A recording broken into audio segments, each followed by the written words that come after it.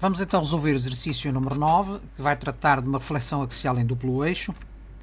O enunciado diz-nos o seguinte: copia e pinta na figura o menor número de quadrículas de modo que a figura tenha simetria de reflexão relativamente aos eixos R, que é eixo vertical, e S, eixo horizontal. Portanto, como nós vemos nesta malha temos 4 quadrados. Temos um quadrado aqui, temos o segundo quadrado, o terceiro e o quarto. E vamos ter que fazer, para cada um deles, vamos ter que fazer as reflexões axiais relativamente aos dois eixos e, evidentemente, acertar as reflexões para as imagens destes respectivos eixos, como vamos ver. Vamos começar pelo quadrado 1. Neste caso, o quadrado 1, fazemos a reflexão, escolhemos em primeiro lugar o eixo R, fazemos a reflexão relativamente ao eixo R, obtemos esta imagem, não é? Depois vamos ter que fazer a reflexão quer do quadrado 1, quer da sua imagem relativamente ao eixo R, agora relativamente ao eixo S. E então obtemos estes dois quadrados azuis, não é? Portanto, este azul é a imagem deste e este azul é a imagem deste verde. Conclusão: estão feitas o ciclo de reflexões relativamente ao eixo ao quadrado amarelo. Este refletiu para aquele, este verde refletiu para o azul e este amarelo refletiu para o azul. Portanto, nós vamos optar pela cor, pela imagem vai ter a cor do respectivo eixo a que se refere. Passando ao segundo quadrado, nós escolhemos em primeiro lugar o eixo R, podíamos ter escolhido outro qualquer, o eixo S, mas escolhemos o eixo R.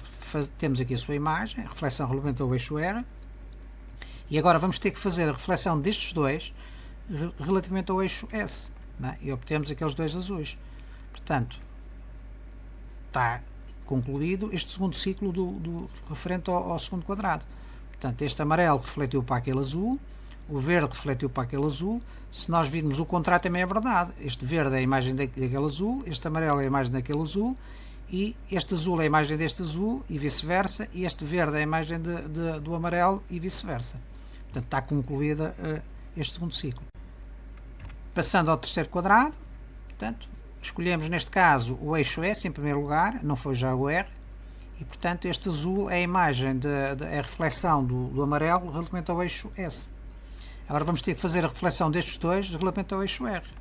Então temos aqueles dois verdes. Portanto, este verde é a imagem daquele amarelo, este verde é a imagem daquele azul. Portanto, está concluído o terceiro ciclo referente ao terceiro quadrado.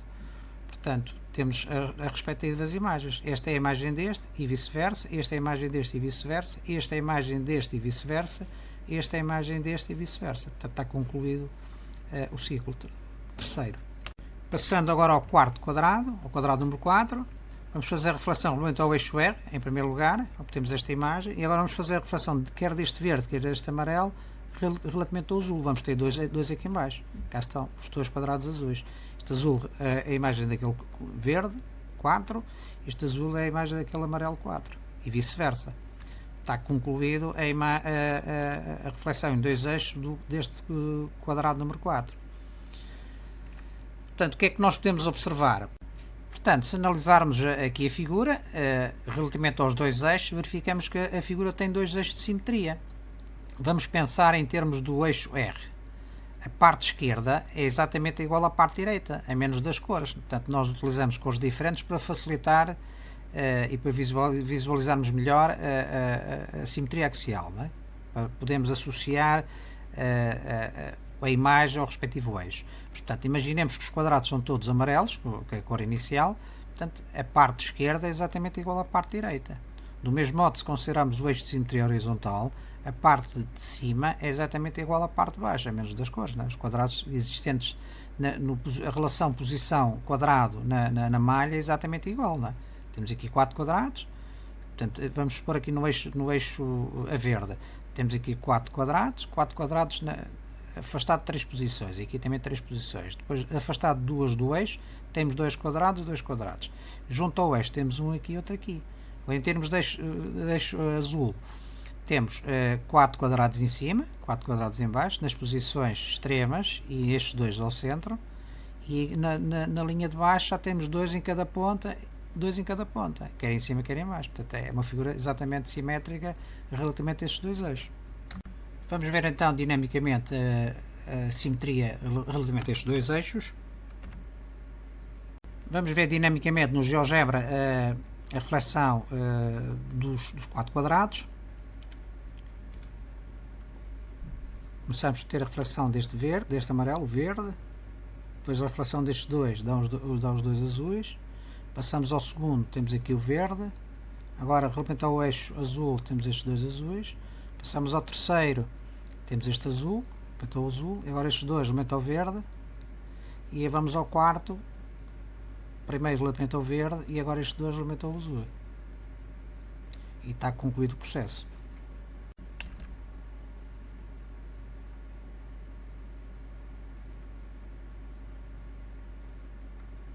Vamos então ao exercício número 10. O enunciado diz-nos o seguinte: indica o número de eixos de simetria de um triângulo equilátero, de um triângulo escaleno, de um quadrado, de um retângulo não quadrado e de um paralelogramo não losango e não retângulo. Vamos analisar caso a caso. Portanto, no caso do triângulo equilátero, portanto, um triângulo com 3 lados iguais, nós vamos verificar que isto tem 3 eixos de simetria, né? um perpendicular a cada uma das bases, a cada um dos lados. Neste caso, esta base, aquele lado e o azul ao outro lado. Se nós considerarmos um eixo perpendicular à base AB, verificamos que se o fizermos deslocar na horizontal, quando ele interseta a base no seu ponto médio, é um eixo de simetria. Portanto, este eixo de reflexão torna-se um eixo de simetria quando passa pelo ponto médio do lado AB. Portanto, este é o primeiro eixo. Vamos ver isto dinamicamente depois no GeoGebra mais à frente. Se considerarmos a mesma situação para um eixo perpendicular ao lado BC, também é a mesma coisa. Ao intersetar no ponto médio, este eixo de reflexão passa a eixo de simetria. Considerando o lado AC, igualmente é a mesma situação. Portanto, intersetando no ponto médio, este eixo de reflexão passa a ser um eixo de simetria. No caso do triângulo escaleno, portanto, o triângulo tem 3 lados diferentes, não temos nenhum eixo de simetria. Se nós considerássemos a mesma situação do triângulo equilátero, isto é um eixo perpendicular a cada um dos lados, nós verificamos que em nenhuma das situações esse triângulo, portanto, o eixo divide o triângulo em 2 partes iguais. Portanto, nem na situação do lado AB, perpendicular, nem na situação do lado BC, nem tampouco na do AC. Portanto, não tem nenhum eixo de simetria. Vamos ver depois 3 situações a mais, extra problema. Já agora que vimos a situação do triângulo equilátero e escaleno, vamos considerar o triângulo isósceles, para ficarmos já com os triângulos todos vistos, o triângulo retângulo escaleno e o triângulo retângulo isósceles. São as 3 situações. Portanto, o triângulo retângulo escaleno tem os 3 lados diferentes, um ângulo reto. Triângulos retângulos isósceles tem um ângulo reto, mas tem os dois lados iguais, não é? Vamos então analisar os eixos de simetria relativamente aos triângulos, a todos os tipos de triângulos. Vamos então analisar os eixos de simetria do triângulo equilátero. Então, o triângulo tem os 3 lados iguais. E nós verificamos, se considerarmos o tal eixo perpendicular à base AB, né? Se o fizermos deslocar na horizontal, não é? Ele é um eixo de simetria. À medida que se vai aproximando do ponto médio, quando corta a base AB no ponto médio, que é esta posição, né?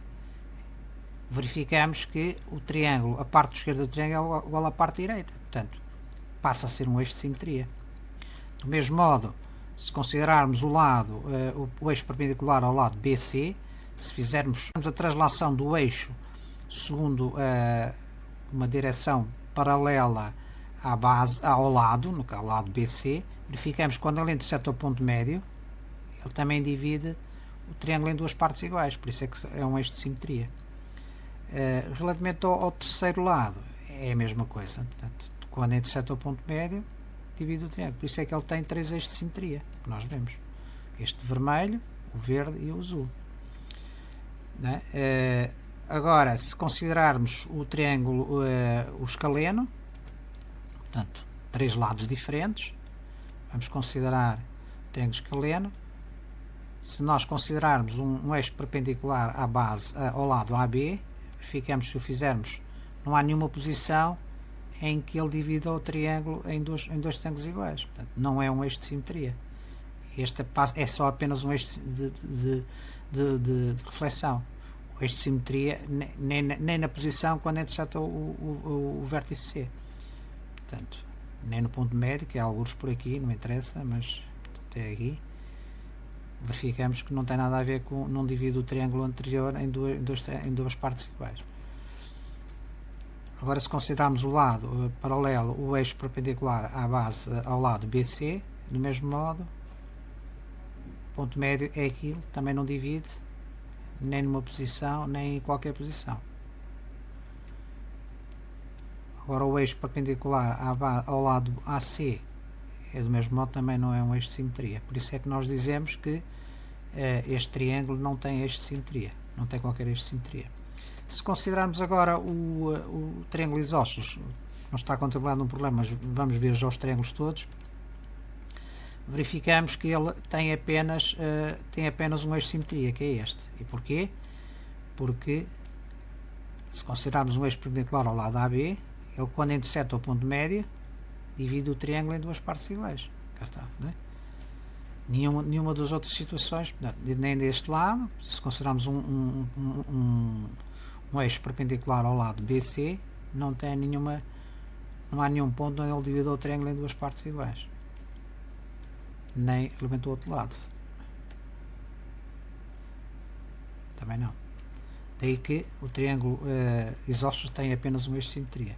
Se considerarmos o triângulo retângulo escaleno, retângulo escaleno, os três lados são diferentes, ele não tem nenhum eixo de simetria. E não tem porquê. Vamos verificar um eixo perpendicular ao lado AB, não divide o triângulo em duas partes iguais, portanto, em nenhuma das posições.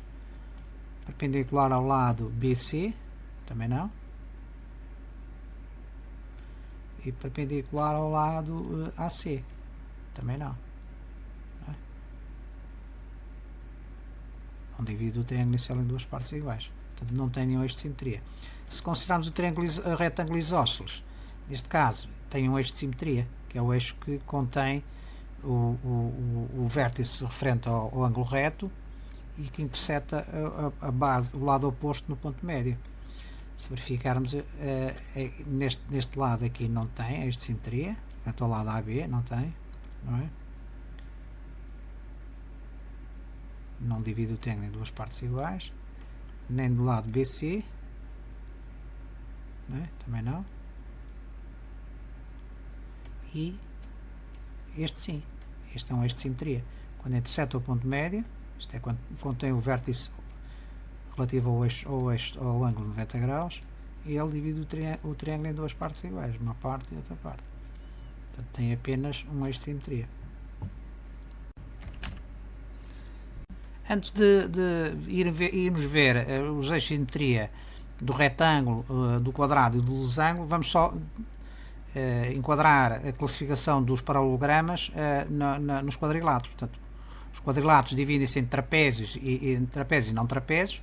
Dentro dos trapézios nós temos os paralelogramas e os trapézios propriamente ditos, mas neste caso o que nos interessa são os paralelogramas, que pode ser um paralelograma oblíquo ângulo, um retângulo, um losango ou um quadrado. Neste caso o quadrado até nem deveria estar aqui, devia estar aqui debaixo do retângulo, porque o quadrado é um caso particular do retângulo, não é?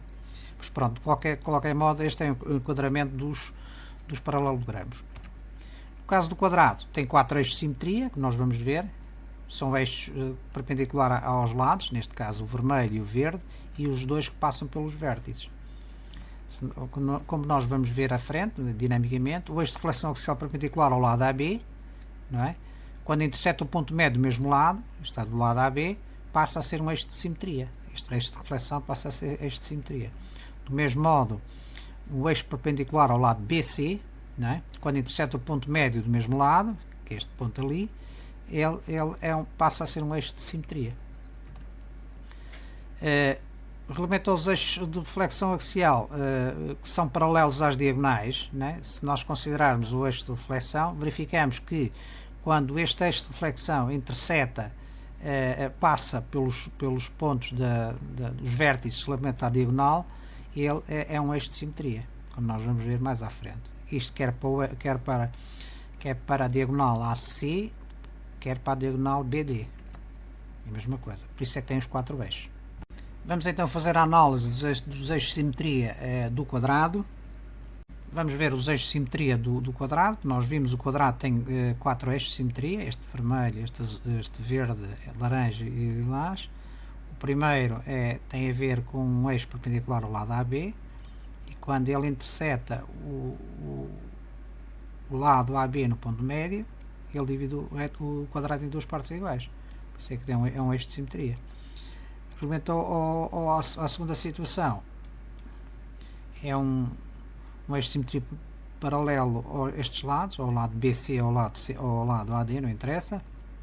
Quando interseta no ponto médio, também divide o quadrado em 2 partes iguais. Agora, relativamente aos eixos que contém as diagonais, também verificamos que é um eixo de simetria, né? E quando contém a diagonal, este eixo, o eixo atracejado contém a diagonal, passa a ser um eixo de simetria. Divide o quadrado em dois triângulos exatamente iguais, né? Assim como no outro sentido.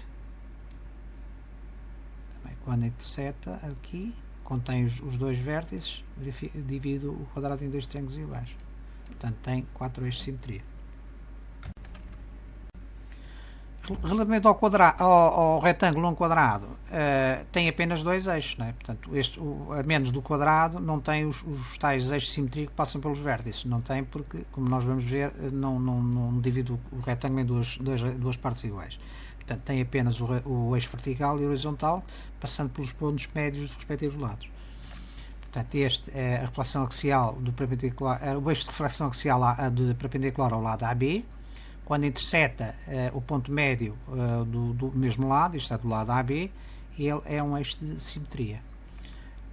Este mesmo modo, o eixo de reflexão perpendicular ao lado BC, quando interseta o ponto médio, passa a ser um eixo de simetria. Os eixos de reflexão que passam pelos vértices, isto é contém as diagonais, não são eixos de simetria como nós vemos aqui, né? Portanto, faz a reflexão, portanto, este quadrado laranja é a reflexão do quadrado castanho e ele não coincide, portanto não divide não sobrepõe, portanto divide o retângulo inicial em 2 partes iguais. Nem o eixo que contém os vértices BD, né? Vamos então analisar os eixos de simetria dinamicamente no GeoGebra. Relativamente ao retângulo, nós já dissemos que ele tem apenas 2 eixos de simetria, este vermelho e este verde. Vamos ver porquê. Se considerarmos um eixo perpendicular ao lado AB, né, ele quando interseta o lado AB no ponto médio, divide o retângulo em duas figuras iguais, né? Portanto, é um eixo de simetria. Se considerarmos o eixo paralelo agora ao lado BC, também é a mesma coisa. Portanto, ele quando interseta o ponto médio, divide o retângulo em 2 partes iguais. Daí que tenha, este na diagonal não divide, né? Nós já sabemos. Portanto, não divide, mesmo contendo aqui, não tem nada a ver com a figura de baixo. Não divide a figura de baixo em 2 partes iguais. Portanto, não é um eixo de simetria, é apenas um eixo de reflexão. O eixo de reflexão né? Esta é uma reflexão do retângulo relativamente a este eixo, né? Sim, mas mais nada do que isso. Outra diagonal é a mesma coisa, né? Também não é um eixo de simetria, é apenas um eixo de reflexão. Daí que tenha só 2 eixos de simetria.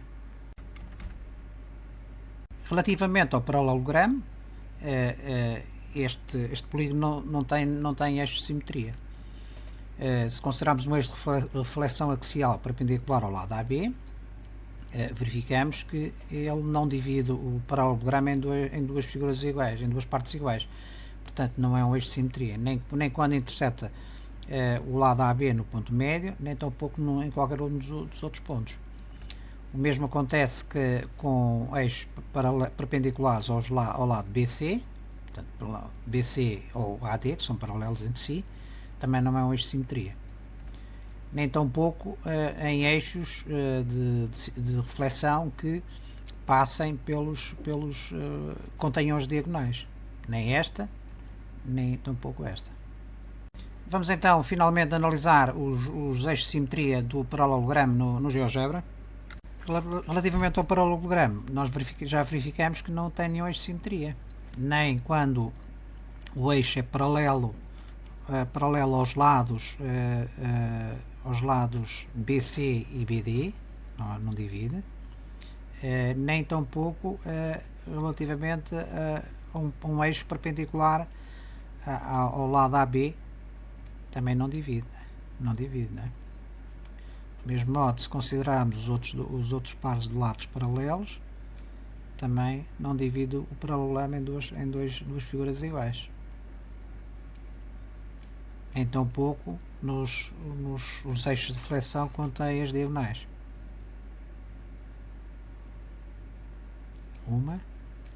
Nem nesta diagonal também não contém. Portanto, podemos dizer que o paralelogramo não tem eixo de simetria.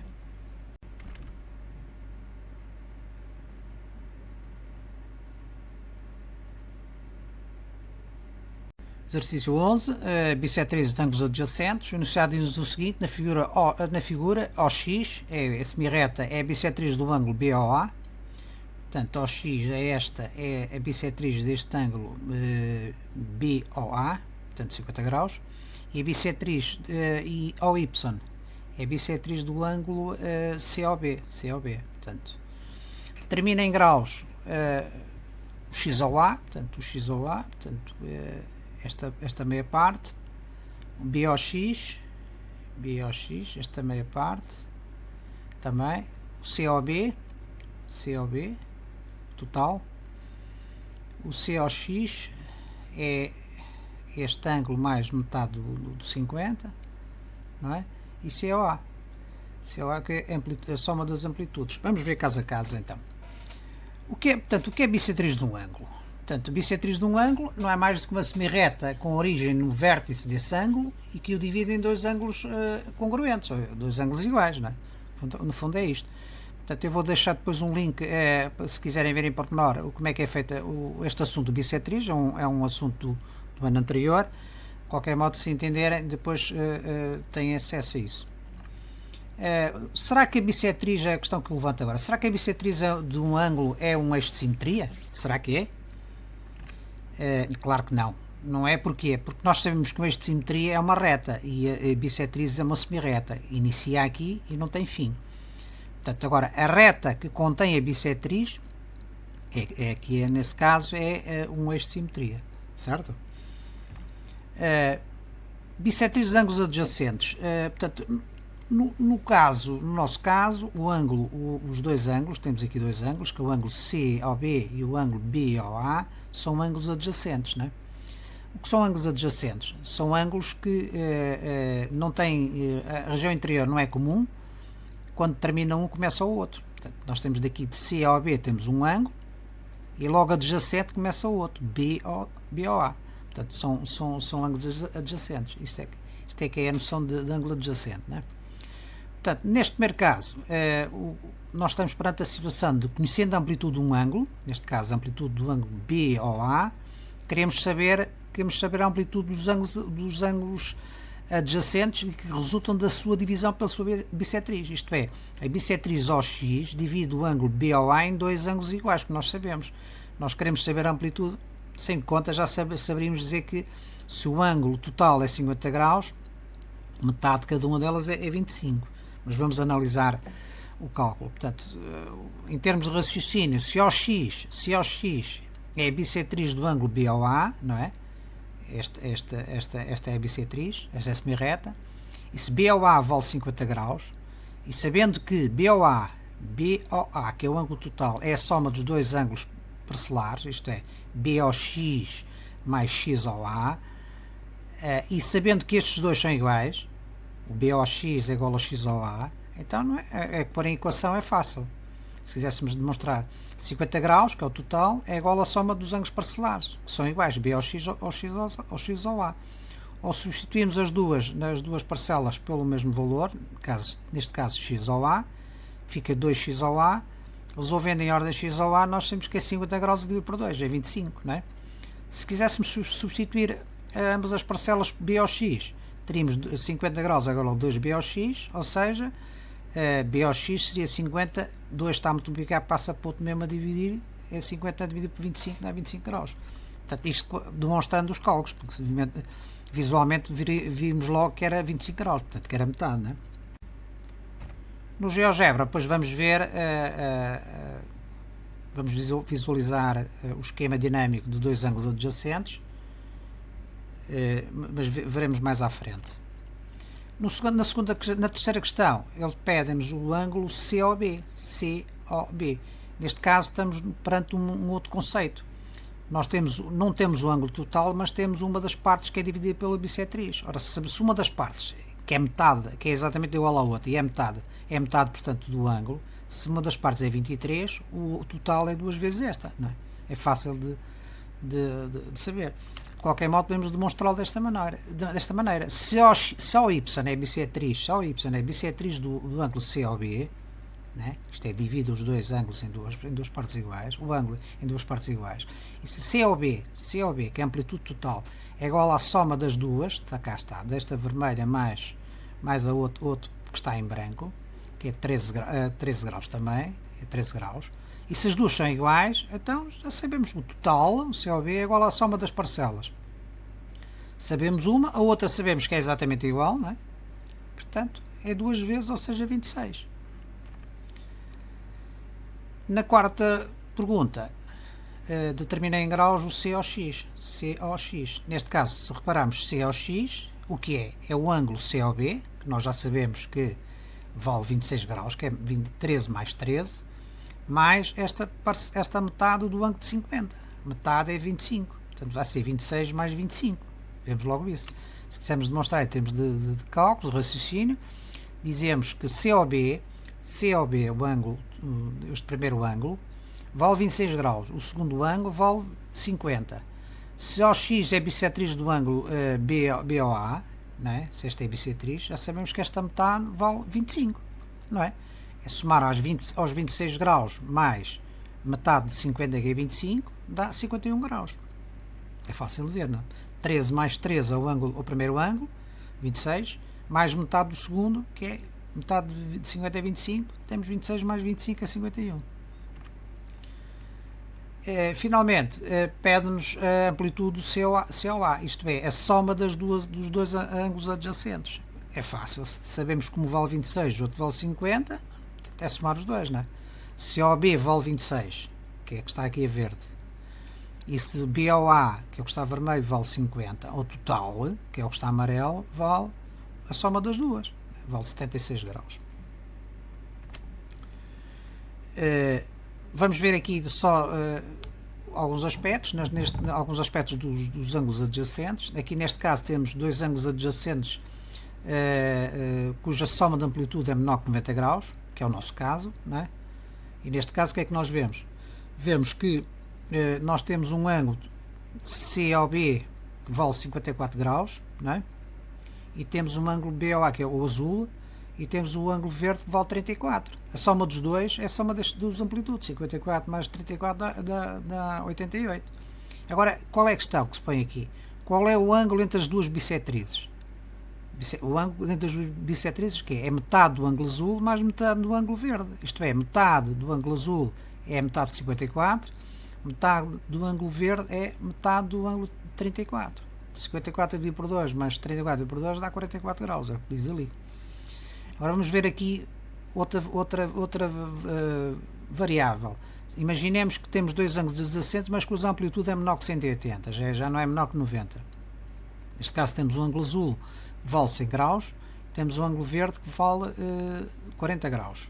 Portanto, a soma dos dois vale 140. Qual é o ângulo entre as bissetrizes? É metade do azul, que é metade de 100, mais metade do verde, que é metade de 40. Ou seja, 50 mais 20 dá 70. Cá está os 70 graus. Ali. Vamos ver agora o caso de um ângulo dos dois ângulos adjacentes cuja a soma das amplitudes é menor que 270. O primeiro, vamos um exemplo, 150 graus, que é o azul, e o segundo 70. Quanto é que vale a soma dos dois? Vale 150 mais 70, 220. Qual é o ângulo entre as bissetrizes? É metade do azul mais metade do verde. Isto é, metade do azul é metade de 150, né? É 75, e metade do verde é 35. 75 mais 35 dá 110, né? É o que nós temos aqui, 110, aqui é verde, vermelho, aliás. Vamos ver a última situação, que é dois ângulos adjacentes cuja soma de amplitude seja menor que 360. Temos o azul, que vale 120 graus, e temos o verde, que vale 210. Portanto, a soma dos dois é 120 mais 210 é 330. O verde, o azul mais o verde, e, portanto, este ângulo começa aqui neste lado de origem e termina neste lado de extremidade, vale 330. Qual é o ângulo entre as bissetrizes dos dois ângulos? Metade do azul é metade de 120, metade do verde é metade de 210. Portanto, a soma dos dois dá 165, é o que está aqui a vermelho. 165 é o ângulo que vai entre este tracejado azul e o tracejado verde, que são as duas bissetrizes. Azul, a do ângulo azul, verde, a bissetriz do ângulo verde. Vamos então ver no GeoGebra o funcionamento de dois ângulos adjacentes. Eu certamente mais tarde irei fazer um vídeo sobre GeoGebra, só a apresentação de GeoGebra. Eu penso que vocês têm que começar a ter consciência de que este software é um software muitíssimo importante no estudo da matemática. E vocês devem ficar sensibilizados para isso. À medida que vou desenvolvendo os problemas, vou tentando mostrar exatamente como é fácil visualizar e perceber toda a dinâmica associada à matemática, nomeadamente da geometria e mesmo de toda a matemática, desde a primária até à faculdade. Vamos então ver no GeoGebra esta construção dinâmica de dois ângulos adjacentes.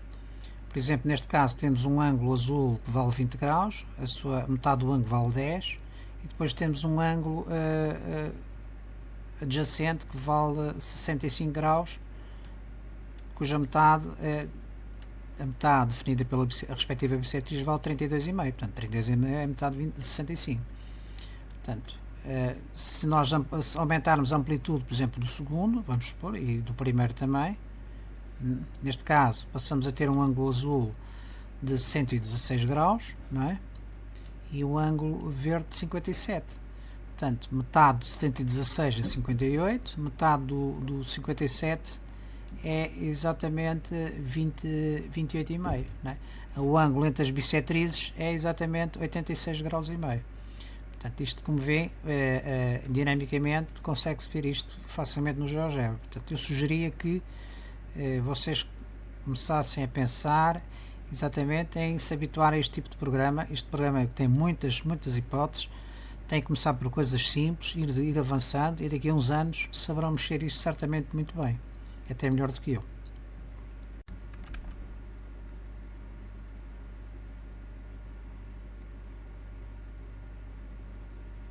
Vamos então resolver o exercício número 12, cujo enunciado diz-nos o seguinte: na figura do triângulo ABC, portanto ABC, é um triângulo isósceles. Portanto, o triângulo isósceles tem dois lados iguais. Já estamos a ver que a base é esta e tem este lado, o lado AB é igual ao lado AC.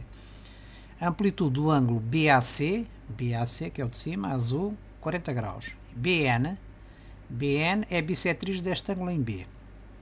E do ângulo CBA, portanto, e CM é a bissetriz deste ângulo em C, isto é, do ângulo ACB, né? Estamos a ler no sentido horário, ACB e CBA. Neste caso, BAC também é tudo no sentido horário, né? Estamos a ler os ângulos. Terminar os ângulos em X e Y, este ângulo em X e Y. Ora bem, nós neste tipo de problemas temos que começar a analisar bem a figura. Antes de começar a resolver, temos que ver o que é que nós queremos, não é? Nós queremos, vamos voltando atrás, nós queremos este ângulo X.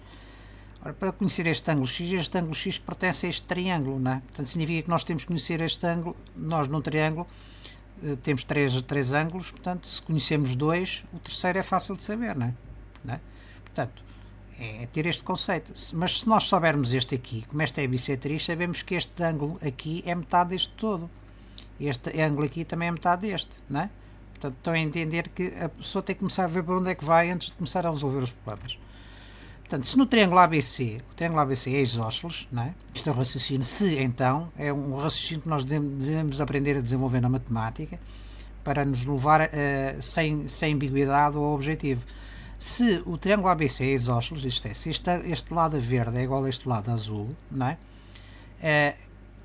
Então o que é que significa? Significa que os ângulos em azul e verde também são iguais. Nós sabemos que os ângulos da base de um triângulo isósceles são iguais. E são iguais porquê?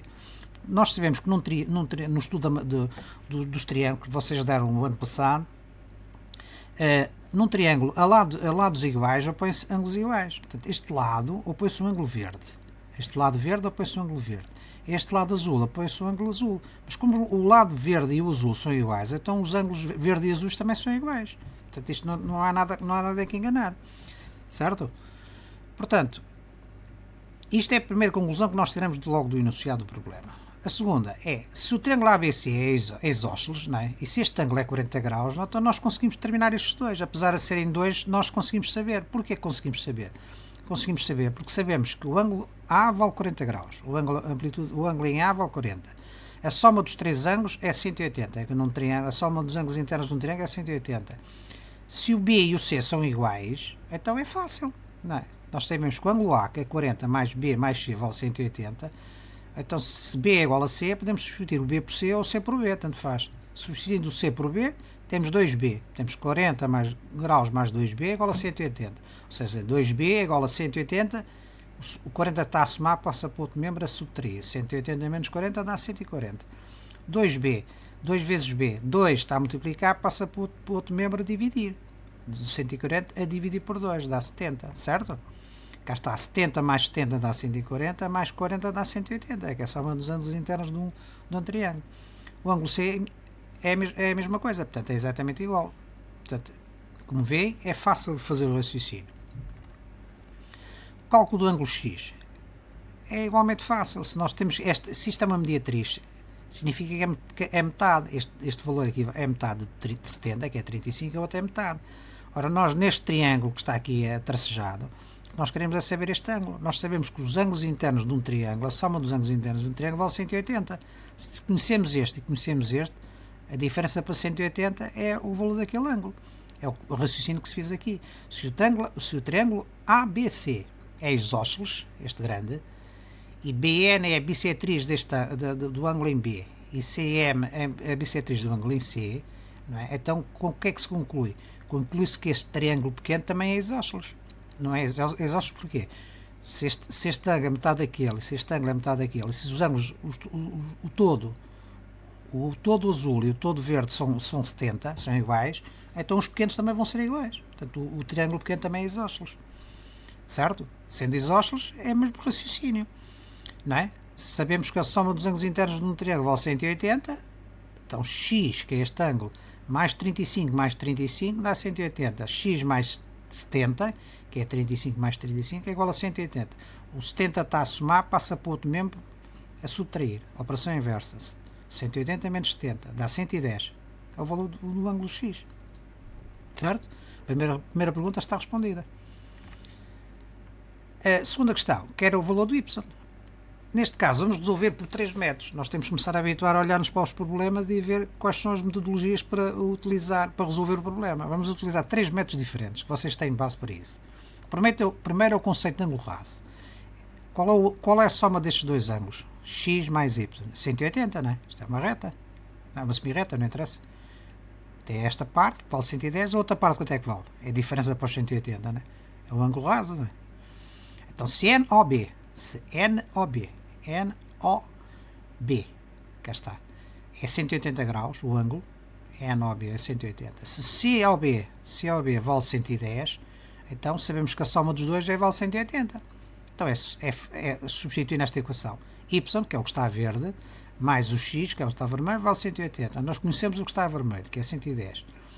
Então, y vai ser igual a 180 menos 110, porque vai para outro membro a operação inversa. Mais 110 passa para outro membro, menos 110. 180 menos 110 dá 70. Cá está, y vale 70. E está correto ou não está? 110 mais 70 quanto é que dá? Dá 180. Está correto. Isto é o primeiro método. Vamos ver o segundo método. Amplitude do ângulo externo de um triângulo. Vocês aprenderam que a amplitude do ângulo externo de um triângulo, neste caso deste triângulo pequenininho, é igual à soma das amplitudes dos ângulos internos não adjacentes. Qual é o ângulo adjacente a y? É o x. Mas o que eu digo é assim, a amplitude de y é igual à soma dos não adjacentes. Certo? É o raciocínio. Se NOC é um ângulo externo do triângulo BOC, se este ângulo aqui é um ângulo externo do triângulo BOC, então NOC, que é o que está verde, é igual a quê? A OCB, que é este ângulo aqui, mais este ângulo aqui. 35 mais 35. Então quanto é que vale o ângulo Y? 70. É o mesmo resultado. Vamos ver o terceiro método. O conceito de ângulos verticalmente opostos. Vocês sabem que este ângulo aqui vale de 110. Aquele ali quanto é que vale? Vale 110, também é verticalmente oposto, não é? Este. Então, quanto é que vale a soma destes 4 ângulos? Vale 360. E sabemos que este y também é igual àquele y, que também é verticalmente oposto. Então, o raciocínio é simples. Então, nós sabemos que COB é igual a M ou N. Isto é os vermelhos, estão aqui. Vale X. Os outros é Y. A soma dos 4, ou seja, 2 vezes o X mais 2 vezes o Y, vale 360. Então, quanto é que vale o Y? Vale 110 mais 110 dá 220. 220 para 360 dá quanto? Dá 140. A diferença é distribuir por estes dois, que são iguais. 2y é igual a y é igual a 140. Ou seja, y vale 140 dividido por 2 é 70 graus. Mesmo resultado. Como veem, consegue-se resolver um problema às vezes por mais do que uma maneira. Neste caso, utilizando 3 conceitos que vocês já conhecem. Certo?